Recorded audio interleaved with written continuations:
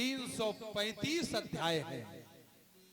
प्यारे, हमारे कथा कहने के बाद जब यहाँ कोई दूसरा वक्ता या कहीं पर भी बैठे हो, कोई वक्ता अगर पूछता है तो खड़े होकर के उसका उत्तर देना चाहिए। तो आपको धन्यवाद करेगा, साधुवाद करेगा वो वक्ता कि आपने अपने जीवन में कथा के सार को उतारा है।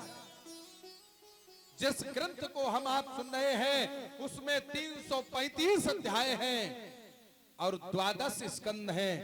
कितने स्कंद हैं? 12 माने 12 स्कंद हैं।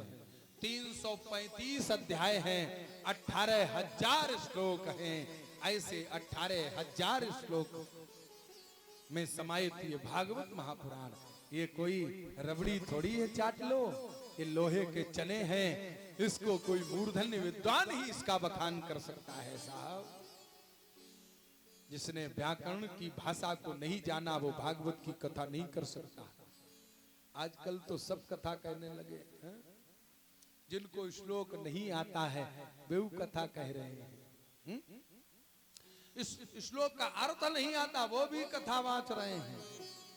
अब आजकल तो हमारी वाली पार्टी तो कम हो गई, ये वाली पार्टी कथा वाचने में सबसे आगे है। मालूम भागवत क्या कहती है?